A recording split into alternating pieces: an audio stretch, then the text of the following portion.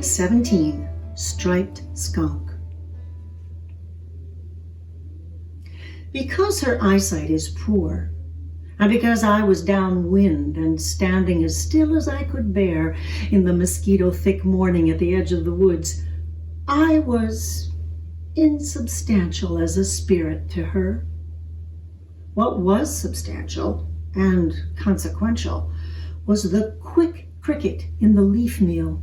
She thrust her pink-tipped nose into the leaf litter, tossed it aside, and pounced. The sun was already up that late October morning, and she hadn't retreated to a hollow log or stump to sleep away the day. She knows, I thought. She knows the snow and cold are coming. She's hunting overtime, urgent to get fat. Well, maybe she was out late that morning because she'd ceded some of her night feeding time to the other urgency of October, nest readying.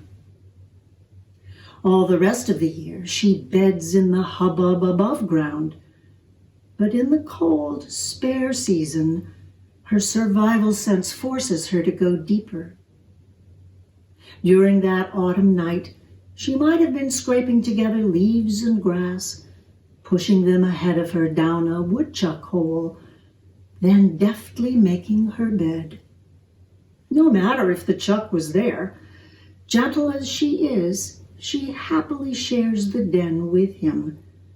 And anyway, awake or asleep, he stays in his chamber at the den's far end, leaving the rest to her and her sisters.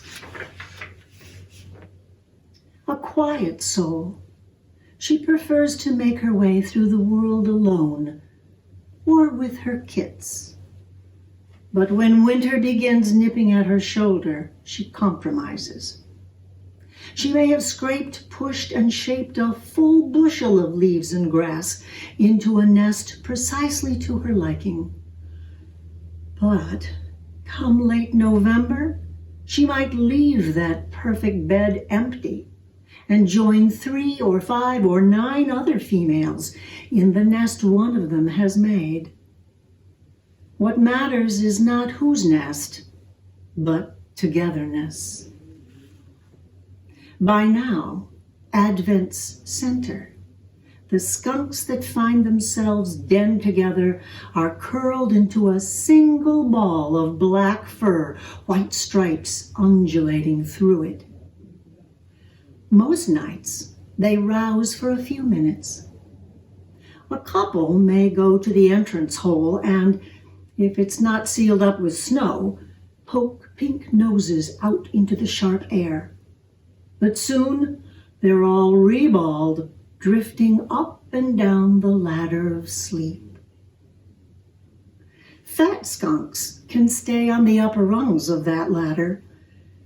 Thinner sisters must slide deeper down the ladder and stay there asleep longer, burning less fat, but stressing their systems. Thicker or thinner, each shares her heat with the others. So all in the ball save fat that they would have had to burn if alone.